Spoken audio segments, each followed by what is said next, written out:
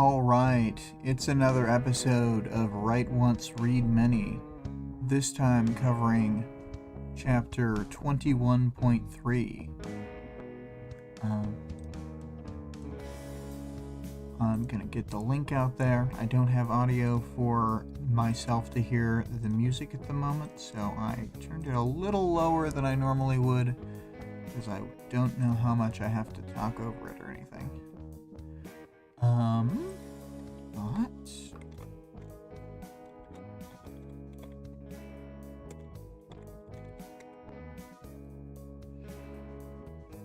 But I left a last-minute audience participation question, so I am going to give a minute for people to get in here before saying it. Vale's here. Hey Vale.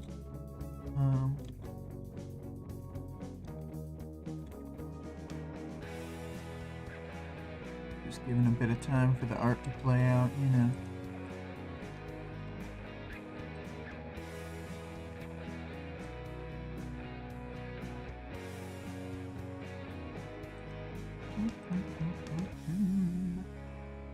Alright. You know what? I don't know who else is going to be here or how quickly they'll filter in, but the question for the audience participation reminder is, were you surprised that Valifor could cancel his power so easily? So, we'll see at the end what people have to say. Oh man. You know what? I kind of have to run get my water, so it's good that the theme is still playing. I'll turn it.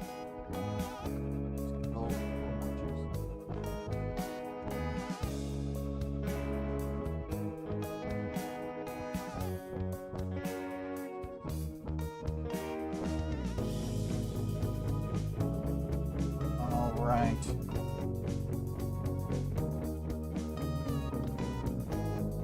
Vale says, I heard there's an international audience attending today, starting with one person in the US and building from there.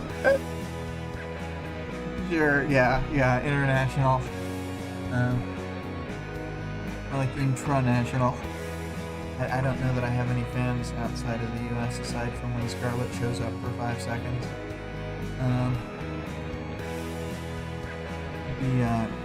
Cool, I guess. Alright.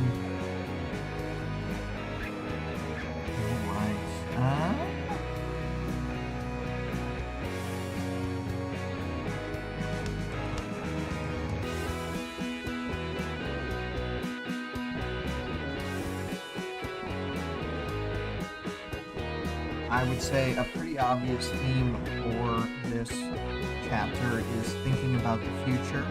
Let's turn it over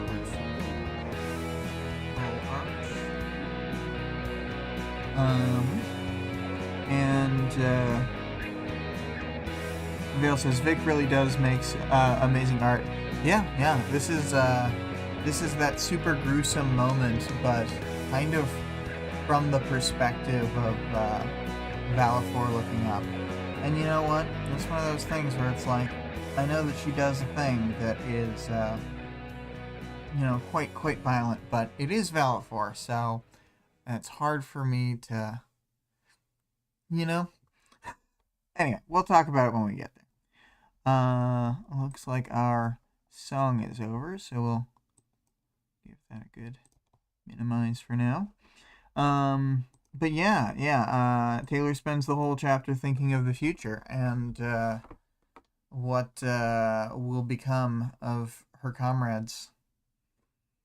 Vale says, this is not gruesome, it is self-defense. Gruesome is also has the root of Gru, and we don't want to associate negativity with him. Sheesh. Oh, hi, says Greg. Hi. Oh, and Greg is, to remind the people again, last minute question came up with, were you surprised that Valifor could cancel his power so easily? But yeah, now that we've said that the theme is thinking about the future, I think I'm going to move on to the chapter summary. It's the next day from when Taylor was at her mom's grave. Today she's on another 3-person strike, but this time she brought Regent and Imp. For her, this is something of a test to see where they're at in their, cape life. The scene begins with Skitter at Regent's base watching the installation of a throne on a dais. It's very Regent in setup. It talks about how he's got like chandeliers and stuff too. It's all very ostentatious. He's like, I'm actual royalty, etc. But of course, it wouldn't be Regent if he wasn't doing something to piss off Taylor. He's throwing his taser scepter in the air and catching it. He's like spin twirling it and all. And Taylor's worried that he's going to tase himself. But I kind of had always assumed that devices like this had like a button or something that you have to press to activate it, or I don't know. So I guess in my mind, he's not at risk of even tasing himself, but maybe he is. Maybe I just don't understand how it works. Imp doesn't like that they're going and doing a cape fight, like a first strike like this during the day, not because they're at some disadvantage or something, but she sees it as thematically inappropriate for a cloak and dagger battle between villains. Taylor points out that Imp's power doesn't benefit from darkness, and Regent correctly interprets that it's the principle of the thing. Vale says, I don't see Regent as the sort to actively seek out safety feature-rich tasers. True. You make a very valid point. Maybe I just hadn't thought of it from that angle. Let's see here. Oh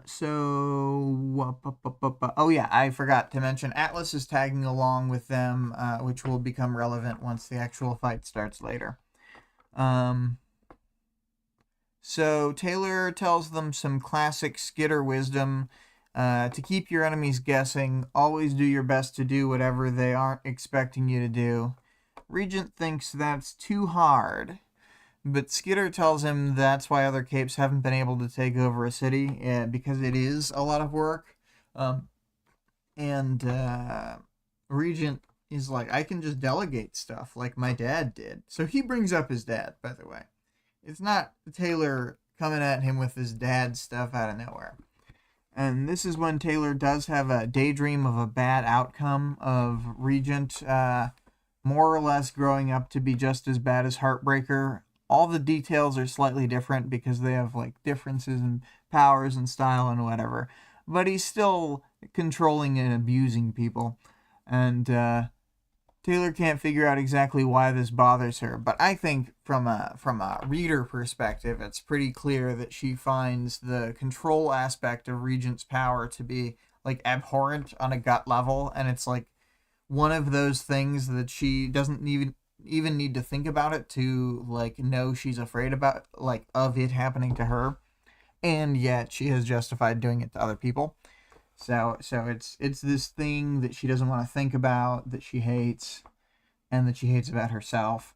Like, I think that this is one of those things that gets sublimated into that whole, like, oh, I left Thomas to die. It's like, I bet she feels way worse about, like, the idea of getting controlled / people who don't deserve it getting controlled, however, like, we need to phrase it, but I think that she's way worse on that issue, even though she never brings it up aloud. Anyway, that's all a digression. One thing she does manage to focus in on is the troubling relationship between Regent and Imp. She thinks about bringing it up to Brian. Apparently all this thinking takes up actual time, so Imp decides that Regent won the argument. But Skitter decides to ask a biting question back so that she can get her feet back in the door of this conversation. I was just wondering, Regent, do you really want to follow in your dad's footsteps? And for any other person, this would be a pretty reserved response, but for Regent, it's like an outburst. He's like, you're a little bit of an asshole, aren't you? Only when I have to be. Got his ass, Taylor. Anyway, I think it's funny, like, how blunt she's being here. But it does seem to be effective. Imp wants a win for her and Regent, who she sees as being like the underclass of the Undersiders. Skitter tells her she wants this to be a win too, but she also needs to assess their progress as capes. She just like says aloud the things she was thinking earlier, basically. Regent rolls his eyes at the situation, and Taylor seems like she's putting things in a flattering terms for Regent, and still burning him at the same time. She's like, "You're one of the scariest members of the team, but I don't actually trust you to capitalize on any of it." So she's got to micromanage him. This is all subtext. She does not say all these things aloud, obviously. She's couching it in different ways, but Regent, I think, sees the things that I'm saying rather than what she's trying to convey.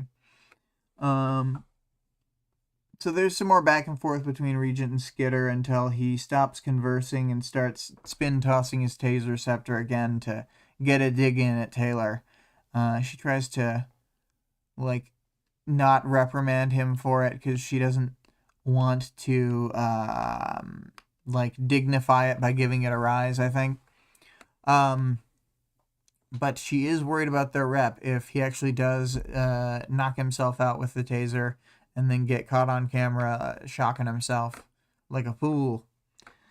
Taylor starts thinking about the future again, but this time she's worrying about Imp and what she'll become down the line. The main worry is that she'll be a ruthless killing machine, coldly taking down targets without them ever knowing. But another thing that she thinks about that she can't...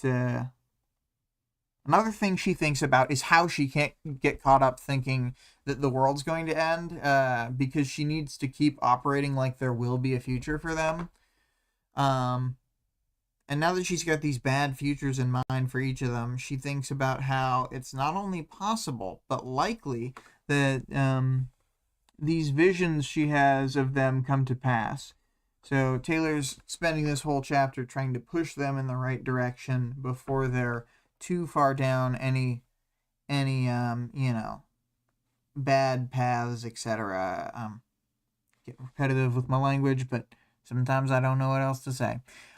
She also thinks about how she needs to loop Gru in on this, but she's worried about what she will or won't be able to get done with Regent because I'm not sure Gru would even be that helpful with Imp, but definitely not with Regent. Before she can think of another line to start convincing Regent with, which probably wouldn't have worked, she senses powers with her bugs. She can tell it's Rosary sort of floating things around in the air with her power, and tells the other two, Halo's also here, and they're ready to fight the Fallen in Regent's territory.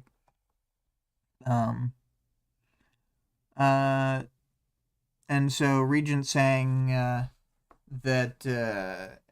he would have been able to do something if Tattletale had told him about this. And then they start sneaking in, and Taylor's sort of Taylor's just like not stopping. She's, what would you have done? And then he says that he would have basically waited until they fought each other and then jumped in at the last minute to take out whoever was left. She's not too thrilled with this idea, but he's just like, it's fine. And she's worried about Regent's like reasons for doing all this, and she doesn't think he's gonna be a good leader of a territory, which, like, fair. And she starts questioning what he would have done in different situations, and he keeps saying, well, that's a hypothetical. I have to be there to know. And he gets in a good dig where he glances over at Imp and goes, today's going to be a fun day. So Taylor starts thinking about the fight instead of harassing Regent more. She's thinking about what Rosary's power is. It's basically like she can take, inanimate objects and turn them into like a scattered, like flake version of themselves, and like telekinetically storm them around and stuff. But then she can reform those objects. Although there's like nuance to it. She pretty early on in the fight displays that she can reform the object like high up in the air to drop it on somebody or whatever, or partially, so that different parts drop at different times. So it seems like a pretty cool power.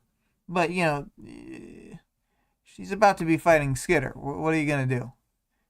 You have to have a pretty good power before Skitter is intimidated. Takes about 4 seconds for her to fully erase a car. And then the flakes are so, like, light that they don't even kill all the bugs, just the most fragile bugs. And all the rest of them are sort of swarming around, like, testing the limits. And so it's good to know she's not going to just get sliced apart by Razorwind or whatever. Razorwind, the terrible Pokemon move. And then, so she notices Elagos, who isn't wearing his full armor, so she didn't notice him at first. And she starts to, Rosary starts to drop pieces of a car on him, like tires and stuff. And he's leaping out of the way. And then immediately Skitter starts running in, telling the other two that they have to go on the offensive. And when Regent says they're going to sucker punch him, then Skitter is like, wrong again, idiot. And she's like, we're going to forewarn them first, so it doesn't feel like we sucker punch them, so that it's a more resounding victory. And from Im's, you know, Imp mocks that it doesn't count unless they're winning the hardest way possible. And then Taylor's just like, focus on the battle, and starts talking about Rosary's power again. And then we learn about Elagos' power. Just says here, manipulates wind, creates blades of telekinetically altered air that grow as they travel and boomerang back. So, you know, he can do stuff or whatever. And they want to use a combination of Regent and Bugs to knock him over and then bug pile him. You know, classic stuff. Who wouldn't you use that strategy against?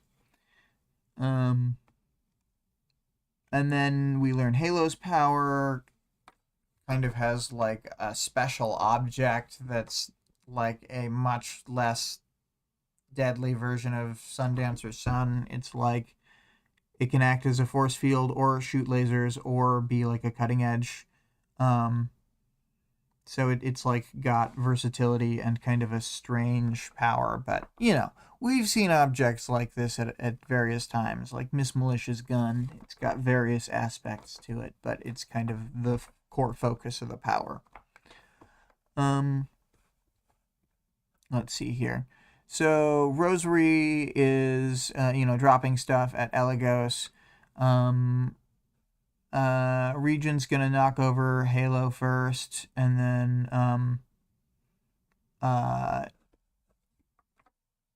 Skitter says that she's gonna go after Valifor, which is a good plan, but we don't see whatever, if Imp says something that gets redacted by her using her power or what, but she goes off on her own to find Valifor at this point. Or maybe she takes down Halo before leaving. It's kind of hazy, actually. Like, I feel like she could be operating in the background.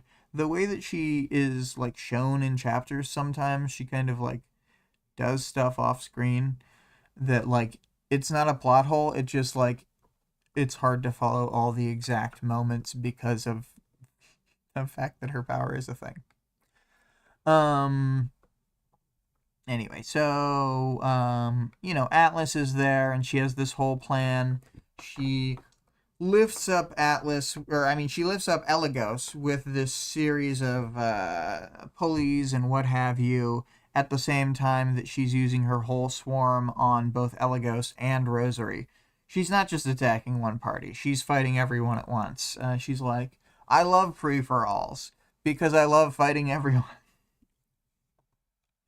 So, Elagos is trying to stop Rosary from defending herself inside the body of a car because she keeps out most of the bugs, and then he cuts off the back of the car with a big wind boomerang. It was a fucking boomerang. That one's for Greg. And then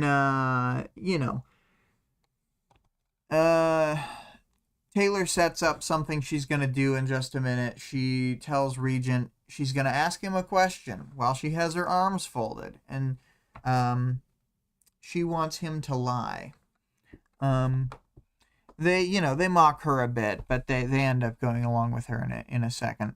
So yes, Regent finally pulls his move on Elagos. Elagos sort of juts one leg out and it knocks him over onto the ground, and then the swarm starts binding him in silk instead of just attacking, and then Atlas sets off the pulley system or whatever, and it pulls him up into the air, and they point out to Skitter that he could just cut the threads with his wind, and then she's like, that's fine, and she cuts the threads herself, and he falls 3 stories and breaks his arms and legs. It's totes brutes, if we're being honest. She totally could have killed this guy with this fall had things turned out just a little differently, but instead she just breaks his arms and legs. And he seems to lose control over his power, and it does one final burst as he flops on his side in incredibly bad shape. Yeah, Halo's taken down.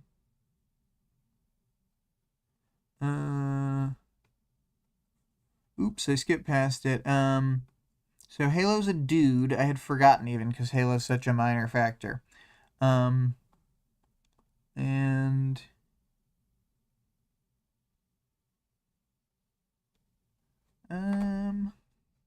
oh, totally. Oh, I remember. Okay, so Halo has a force field around himself to guard from the bugs, and is basically locked down because he can't move with with the shield up, I guess. So good enough. And then so she basically starts a dialogue with Rosary, who Rosary says that they just are here for the Fallen, so they don't need to fight Skitter. And then Skitter's like, kneel before me, peasant. And then at first, Rosary's standing resolute with, the pride of a cape. You can't just kneel before Skitter. And then she says that she would take her.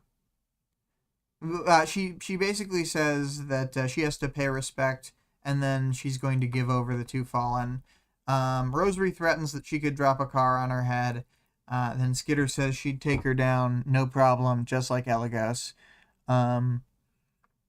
Rosary tries to challenge her one more time, but then Skitter is very poker face about all this, and then Rosary just gives in with no more fight and does go to one knee, and then she asks what would have happened if she hadn't given in, and Taylor's just like, I'm not telling. In a much more menacing way, but not that menacing. And then she does the lie. It doesn't say here that she crosses her arms or whatever, but she evidently does, because she says that Regent could seize control of unconscious people, and Regent agrees and says, obviously. And then Rosary, or she threatens Rosary more, saying that they'd be able to take control again whenever they wanted. And, the rules are brought up, crossing a line, etc. They don't say the rules, but that's what they mean. The unwritten rules that Vic always says, they need to write them down. Why are they unwritten? Constant pro rules being written propaganda from Vic. But let's see here. So off in the distance, Skitter senses Imp talking to Valifor, and then Valifor taking control of Imp. She's big mad that this happened. Regent can immediately tell what happened and just straight up says Valifor got her. Or no, not even question mark, just Valifor got her. And I can't do his Montreal accent or whatever accent he's supposed to have. I always assumed that he tried to affect the accent of Brockton Bay so that he didn't stand out. But some people have argued that he is supposed to have a Montreal accent. But I mean, like, if he did, wouldn't she have been able to tell he was from Canada more easily? I don't know. So, it's really funny. Skitter runs off, and then at first, Rosary gets like she's gonna go with her to fight Valifor, but then Skitter just commands her, "Watch him!" And then she does. So then Regent and Skitter run there, and Taylor's thinking about Valifor's classification as a stranger, etc., what that means. And then she thinks about his past, and she's like, oh, I don't think she's going to kill anybody. And then, like, instantly after she says that Valifor's not going to kill anyone, but he is pushing the line, then he, like, Valifor mass orders a whole bunch of, like, an entire store full of people to all kill themselves, basically. It's pretty fucked. I mean, this is why we don't sympathize that hard with Valifor when the bad things happen to him, because he's just such a bastard, and it would be probably better if he was just dead. But, you know, she's trying to do this whole balance of terror thing. She loves Star Trek. That's why she's doing the balance of terror. So then, Taylor realizes, oh, I was looking for a man, but Valifor had dressed as like a teen girl and power tricked a lady into being her mom.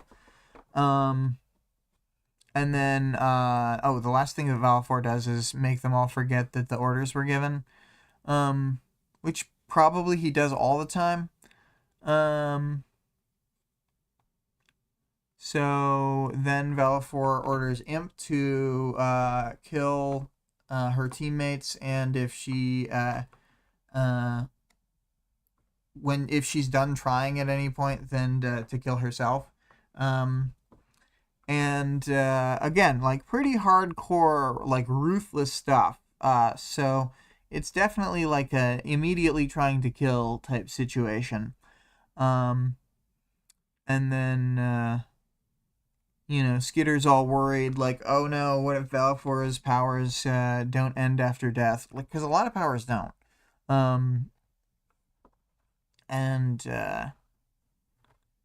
Then Imp suddenly, like, breaks from programming and starts going for Valifor instead.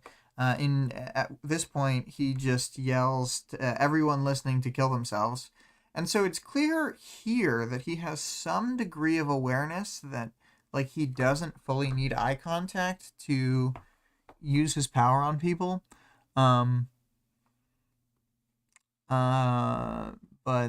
at least that he's trying in that direction. But, Imp gets him. Starts kicking him in the crotch, and then, kicking him in the crotch more, and then starts telling him to cancel the orders, and then, gets a knife to his throat, and then, she, bashes him in the face with the knife, and then he does cancel the order. Whew, what a relief. But then the crowd relaxes, and they start hurrying away because obviously they don't want to be next to this cape fight. Who would want to be next to a cape fight? Taylor, probably. So then Imp hits Valifor one more time. She says that it's because Regent got one in and she wanted one too, which is when Taylor realizes, oh no, she voluntarily gave control over herself to him. And then it's like, oh, this is the worst thing I could ever imagine. And then Aisha says that it's not a problem. She could break out of the loop because, when Regent fell asleep, he'd forget all about her or whatever. It's like, he could still put you in, like, the Shatterbird cage that they already have. It seems like a poor choice. He has a ways around this. I guess they don't have the Shatterbird thing anymore. But I'm sure that he could put her in a regular ass prison and then sense her with his power later. It's not a good loop. I don't think it's an even pairing, but I don't think the book is meant to be convincing us it is. Just they're telling us it's fine. And then they also justify that Regent is far too lazy to actually do what is needed to do the bad stuff to Imp. But I mean, I don't know. But it does indeed come in handy here by letting Regent defeat Valifor very easily. Vale says, I disagree. Imp has thought of everything as she is a deep thinker and strategist. She may not always be the most forward-thinking at the start of the story, but she certainly grows more forward-thinking over time. So we can at least have that in our minds. I guess that's minor spoilers, but yes, I think she ends up being one of the most responsible of the bunch, even though she seems like one of the least responsible. It's almost like it's a facade. She wears a mask, some say. Let's see here. And then, in a joking but not joking, Taylor says to tell me something only Imp would know. Even Regent is like, come on, at this. And then Imp hits her in her weak spot and tells her there's a mole on her back, which lets her in on the knowledge that Imp has seen her and Brian doing the sex. Terrible. And then she's like, dear God, I can't believe Imp has seen me. And then Regent's like, oh my God. And then, because, he's starting to realize it's a whole thing. And, they're having tons of fun. They're laughing at her. She's not good in this kind of social situation. She's embarrassed. Typical embarrassed Taylor. But then, she remembers that they still have to actually deal with Valifor. They don't have time to be doing all this. So, Imp strangely tries to slut shame Valifor for cross-dressing, even though these two things are not really linked. I mean, maybe he is in some way the type of person that you could call a man slut, but nothing here indicates that. And even so, oh, Imp. It's like when Rachel talks. It's just, oh, Rachel, sometimes why do you say the things you say? And you too, Aisha. And you Mega 3, Alec. But he was indeed able to see her, which surprised her. And then Taylor's like, but Tattletale told you he probably could, though. And then Imp's like, it's fine. It all worked out in the end.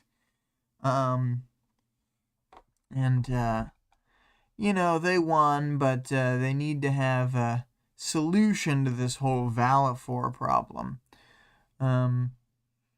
And then she tells Regent he has to decide what to do. He's like, ugh, I don't want to have to do anything because I don't like doing things. Imp points out the obvious that he'll just come back after them if they let him go. And Regent's like, oh, you're such a square. You want to turn him in? And then she keeps trying to be like, I'm not telling you what to do. I'm not nodding and winking and leading you down a certain path and like pointing at things on the page. That's not happening. Regent tells her he doesn't like being micromanaged. Then Skitter whispers some stuff, calling back to the earlier conversation about them being the scariest. And then she talks about ruling through fear, and then plays to Regent's obvious predilections by saying, maximum result for minimum effort. And he's like, And I'm thinking to myself, why didn't she use this line of attack the whole time?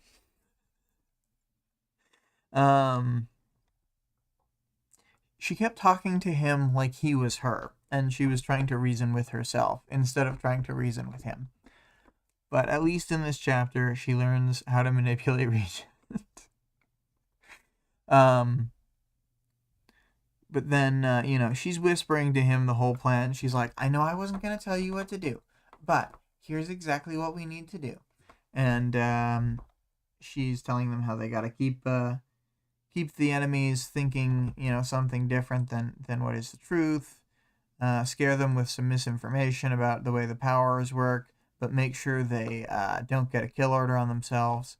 It's a whole balancing act. And then she thinks this is a crossroads for Regent. And Imp asks for what they're going to do.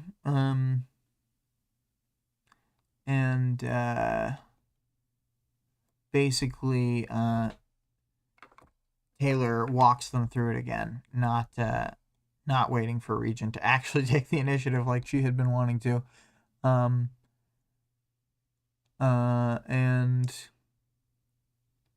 let's see here. They Regent jokes about how the PRT can keep him safe in custody, and then he laughs. That was a bit. He doesn't think that. And then Taylor's like, I've seen Avatar: The Last Airbender. She's like, I don't know if you guys have, but maybe we take his bending away. And then they're like, I don't know how you're gonna do that. You don't have heart bending. You're not gonna be able to take his bending away.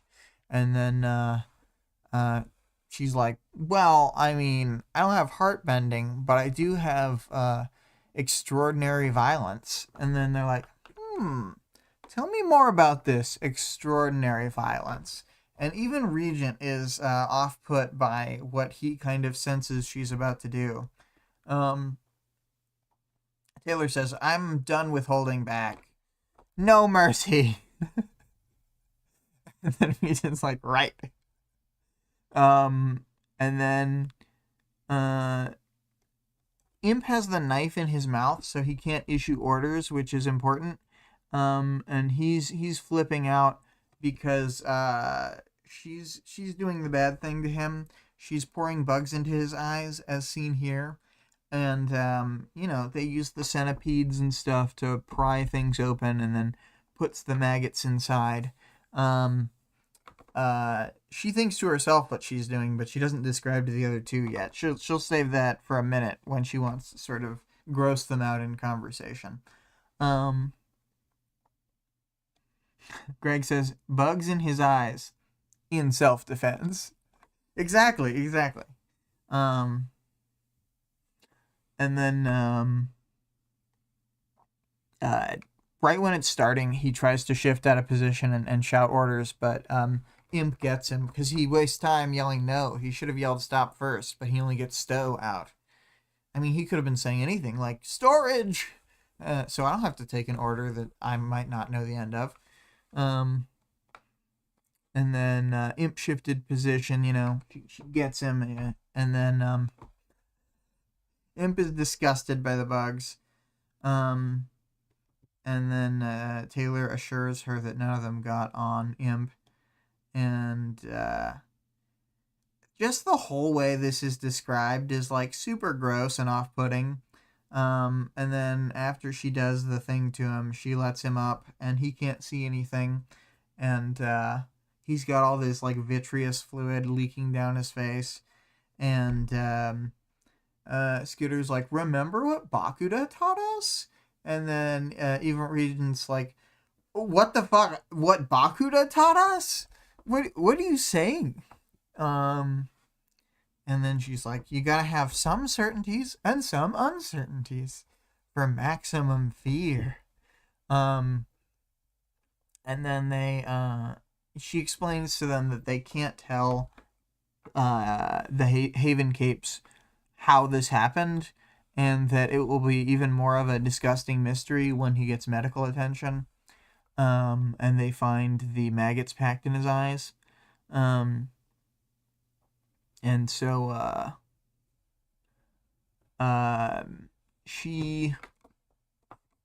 Rosary does the whole petal storm thing when they get close, probably assuming that they're all controlled by Valifor at this point. And then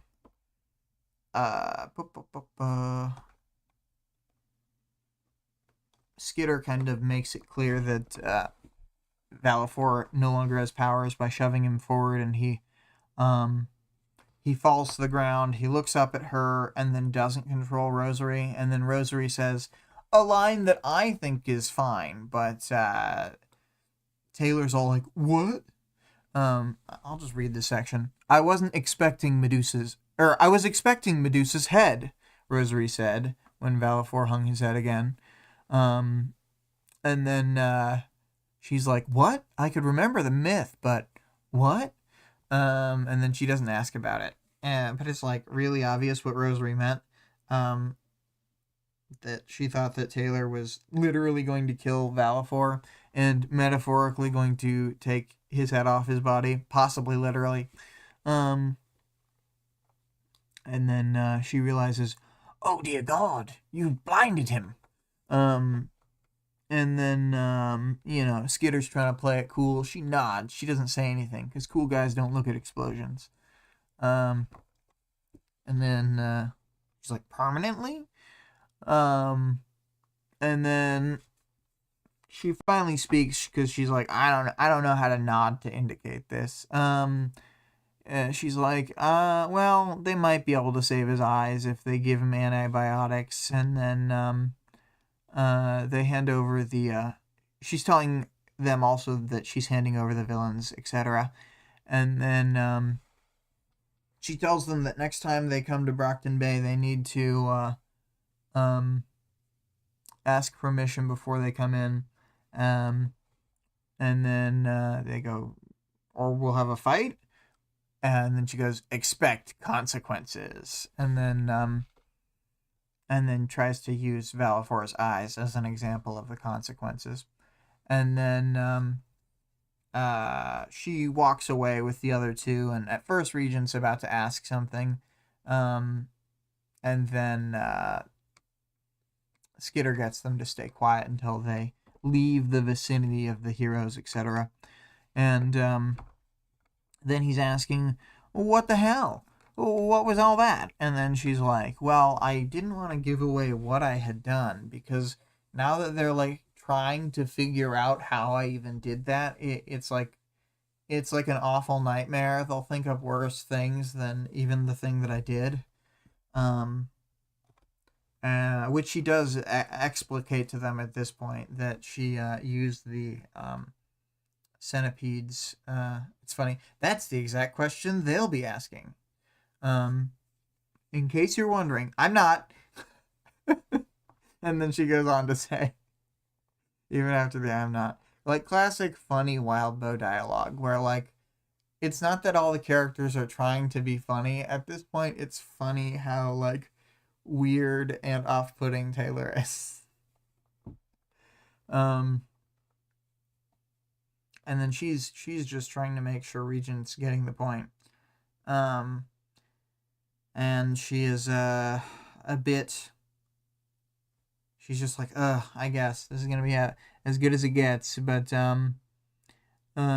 she has very low hopes for his future, and he's worried about his ability to take control of Imp, etc.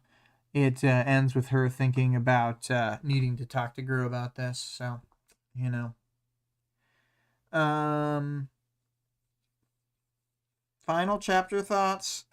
Another good one. Great dialogue. Very funny. More than the other two chapters, which are kind of like there's an event and then they go do a fight that kind of feels separate. Or like there's a conversation and there's kind of like, Taylor going to the grave. Like either of those feel a little disjointed, but this one, like, they do start at a different location, but they're immediately thinking about what they're going to do. They're talking about what they're going to do, and then they go do the fight. It feels, I really like the pacing. Like it's a kind of long chapter, but it feels quick. And again, like I do find it just like funny, both on like a level when Regent and Imp are being total shitlords, and when like Skitter is just being a weirdo. Like both of those things are very funny to me. So this chapter's got a lot going for it. Um. Uh. I guess I'll just talk about the other stuff in the other portions. So how does this relate to the other parts of the arc? I kind of already mentioned. I think it's kind of got better pacing than either of the two chapters up to this point in the arc. Really keeps this vignette contained and like coherent. I really like it doing the sort of job of one of these middle chapters. It's not like a super crazy action scene. It doesn't have, I mean, people are trying to, Valfor is getting murderous on purpose, but in general, it manages to feel like kind of low stakes, and like an easy to go down chapter. So as far as the characters go, Aisha, tons of great stuff in this chapter. Like I think it's really funny when she like grabs onto Skitter's arm at the start, and she's like hanging on her, to annoy her specifically. And I too found it a bit shocking when I first read that she had willingly let Regent take control of her. I was like, wow, that's crazy. In a similar vein to Taylor, thinking it's bizarre. And alarming. Bizarre and alarming. Then we got Alec doing stuff that seems kind of sus, like not letting go of Imp's arm when he's doing his own bit. Or no. Am I misattributing that? I think that might have been in the Arc 15 chapter that mirrors this. Oh yeah, I also should have mentioned about this chapter that I liked that it's like a weird echo through the story of like this is like an echo of the Arc 15 chapter, which is like already an echo of the like Arc 7 chapter. So a lot of good like weird mirroring. And the one I mean in 15 is this feels like when Tattletale, Regent, Imp, and Skitter take down the remaining Empire 88 people like super easily and just like stomp them in that fight when they like more or less kidnap Victor. And then that is like a mirroring or like a weird echo of the Arc 7 chapter where they nearly get killed by Night and Fog. So it's like I don't know, it's like a really interesting structure, and I kind of think that each of these chapters sequentially is like significantly better than the last one doing a similar thing. So it's like really cool to see not only how far the characters have come, but how far the writing has come.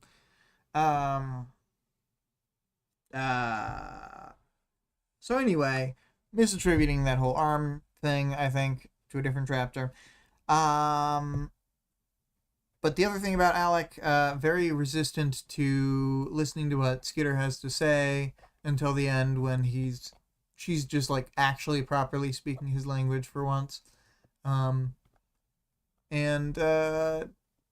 she doesn't have high hopes for his future. She's got, low hopes for a living, as they would say. Um, yeah, Alec, crazy stuff that he was able to control Imp during that fight. I guess moving on to, I didn't talk about the fallen characters. Valefor, however you want to say it, is one of those classic characters where once you meet him, you're like, oh, this guy's a real bastard. If they killed this guy, it'd probably be morally okay. It's not that bad. He's a damn demon, and he named himself after one, too. Vale had said something. In an odd sort of way, every character in Worm is better than the one before it. In a general sense, of course, not always true. Its trajectory of writing quality is astonishing. Or the trajectory. Sorry, that's right below the little emote thing that I always forget to move. Yeah, I agree. The distinct increase throughout the whole book. I think it there are different points where it hits me again, but it's such a gradual and steady increase in character writing quality over time that it's for such a long work, it's surprising. And then I personally also feel the same way about Wart, that it just a high starting point just gets better and better and better. I know that a lot of people fell off Ward or didn't like it in the first place, whatever, didn't like Victoria as the protagonist, whatever, barf, it's good. I can't believe I just said that. Victoria.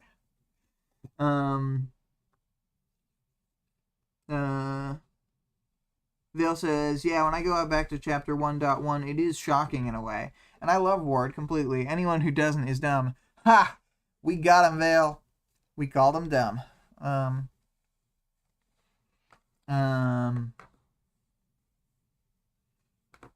Let's see here. Yeah. So, Valefor, terrible person, real bastard, willing to just kill a whole store full of people.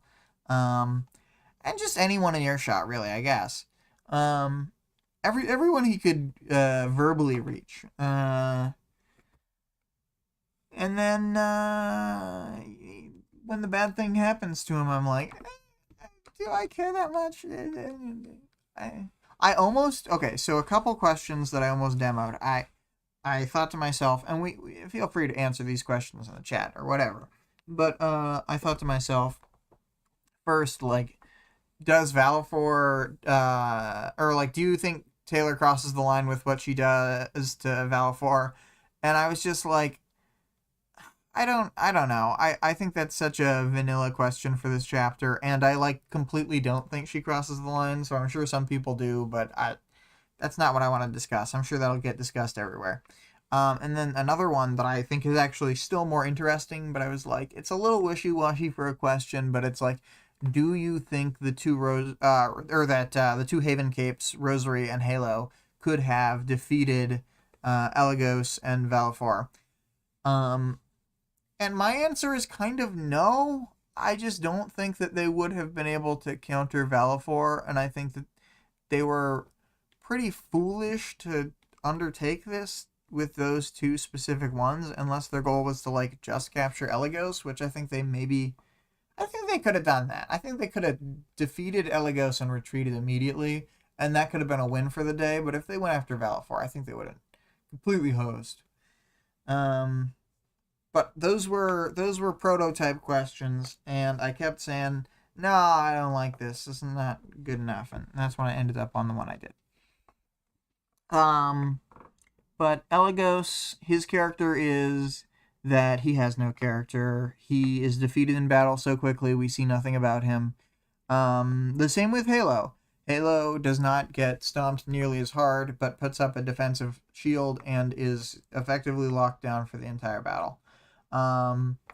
So I guess we see that Halo is sensible enough to not get bitten by a billion bugs. So we learn a little something.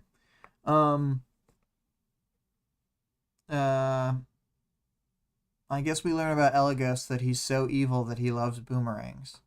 Or maybe he's been traumatized by a boomerang already.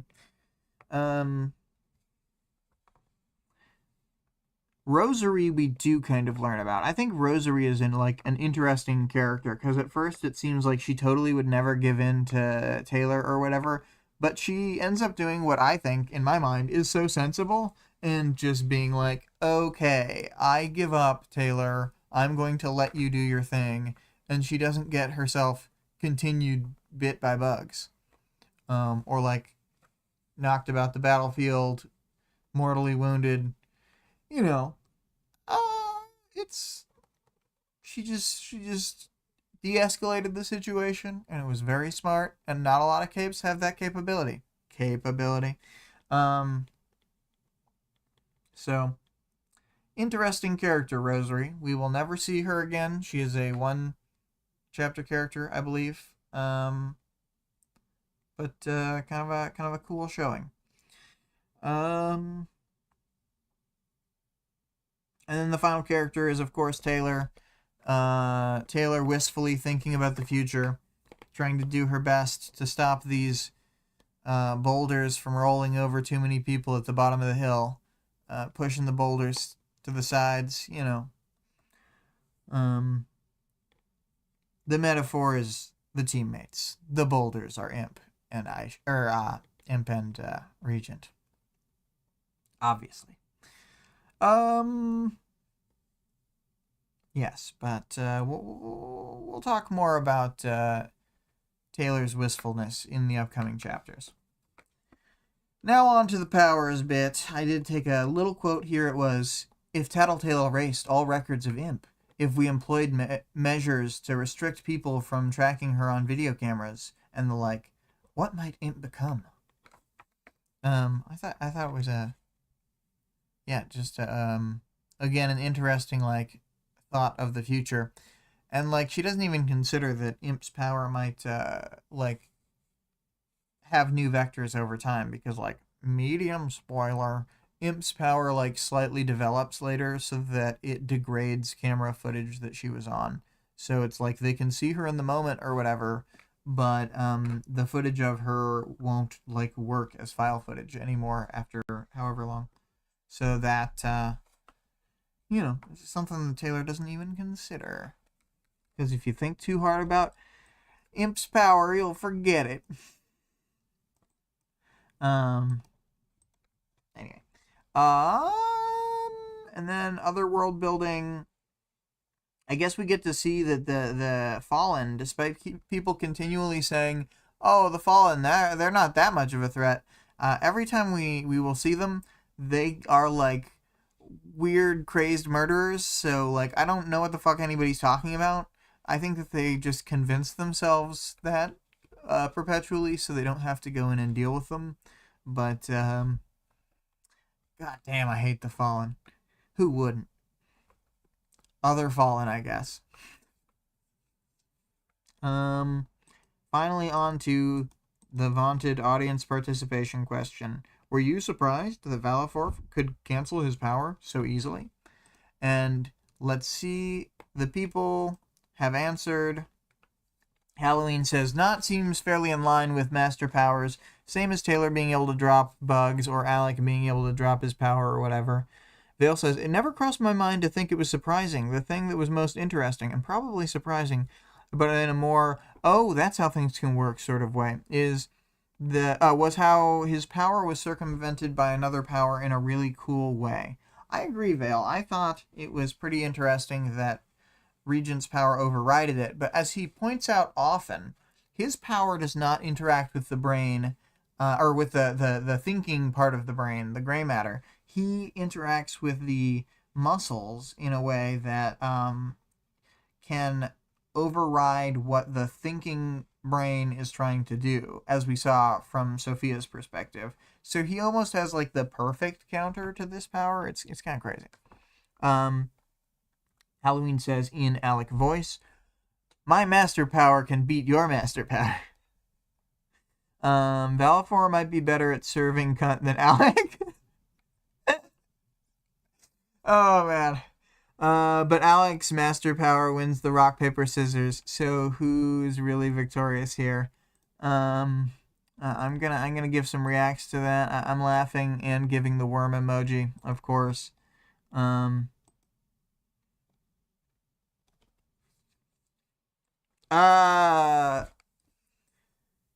Vale, to be serving something is to be like giving off the vibes of whatever.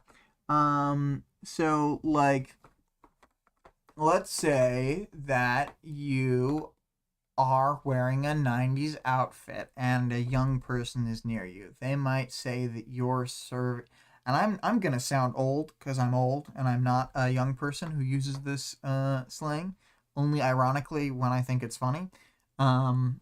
But you know, they might be like, "Oh, you're." Actually, it's more likely that somebody be wearing like Y2K fashion. They'd be like, "You're serving Y2K." But in this case, there's like, I think it comes off like a Twitter meme of someone saying that someone else was serving cunt, but people say it quite frequently. I don't super know how to like describe the details, but I know the vibes. I don't have the proper cultural crossover to explain it, I don't think. But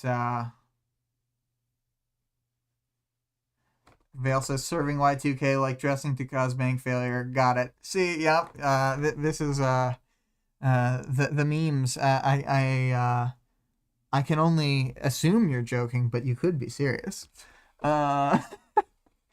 Anyway, so upward arrow, Halloween still messaging, coping for how my boy is lame as fuck at looking gay compared to Valifor. All right. Acceptable answer, Halloween. So the reason I asked the question, and the reason I perhaps thought it was surprising that he could cancel his power without any verbal component. And then, yeah, Vale says in the quotes, quoting me, "I assume you're joking, but you could be serious," is kind of my conversation style, says Vale. So, yeah, I mean, it's hard to know how to approach questions like, you don't know what serving cunt means. It's like, that could also be a joke to get me to go down a rabbit hole, for all I know. But anyway, back to the reason that I thought that perhaps this was a surprising thing. He has a verbal component to turn on his power, and typically Regent, when he hasn't taken over somebody in the past, needs to do physical gestures in their direction, and it seems to even focus him on his like controlled people to like be doing the like Professor Xavier one hand with two fingers to your temple thing to like focus his power, and like one hand out Magneto style to like focus his power. He seems very like he's got some physical components to it. Taylor has no physical components to her powers, but unlike Regent, her control lasts after death, which I think also Valifor's does.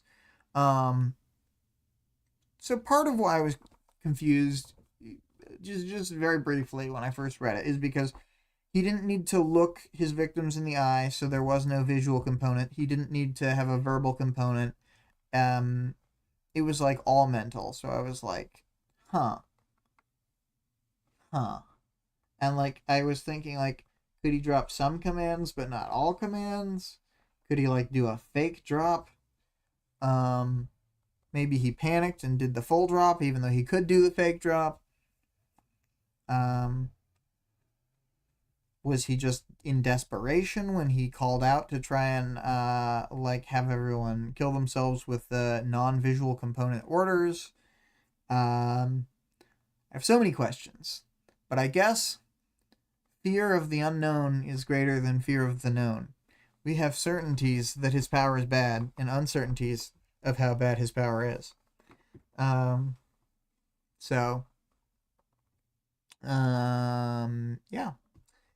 I guess moving on from that question.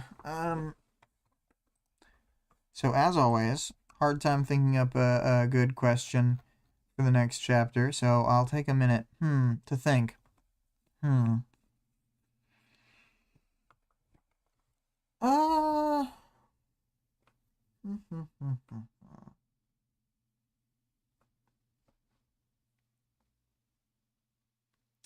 Citrine's in this chapter, and Citrine's a real weirdo, so it could be a question about her.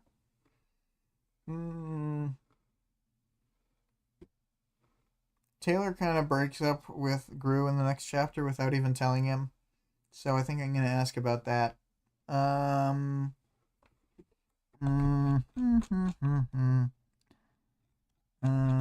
me see how they...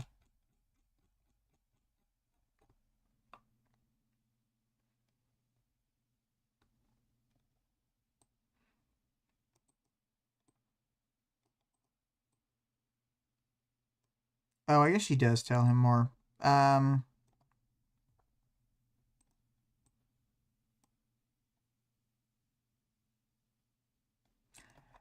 She doesn't leave him till the next chapter. They just kind of discuss their, You know what? Easy one. 21.4. Discuss the teen angst. Perfect.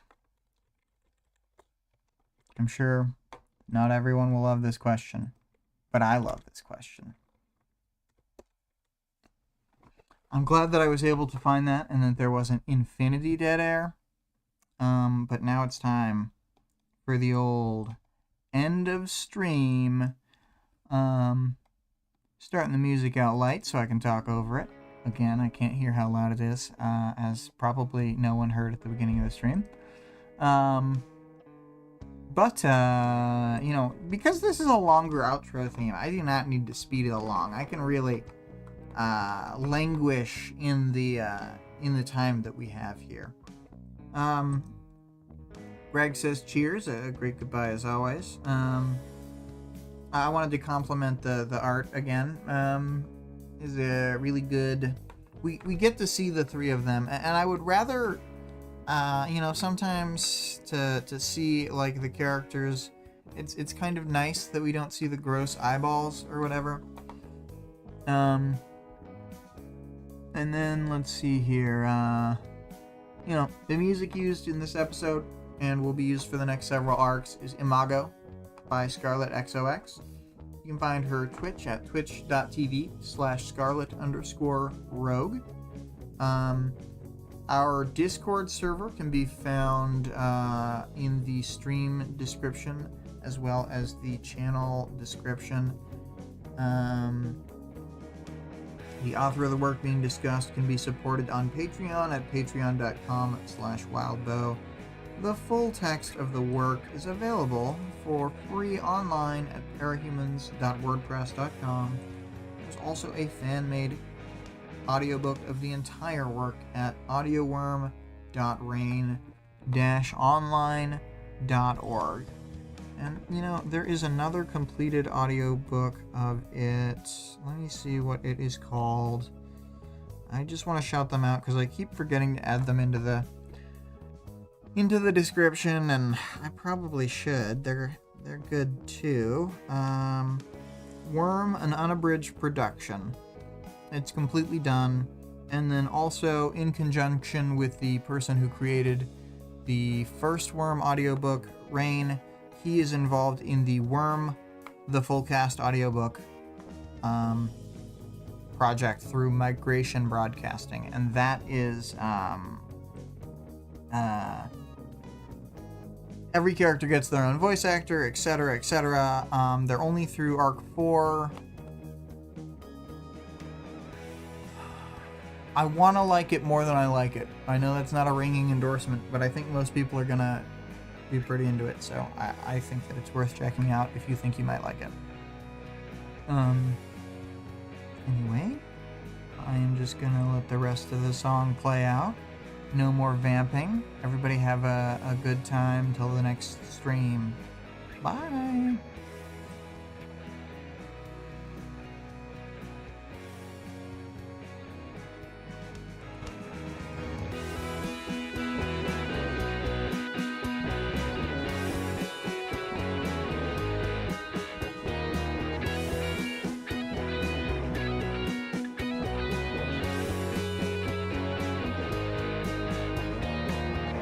Classic fashion, you have somebody saying another goodbye after I turn off my mic, and me coming back to be like, goodbye!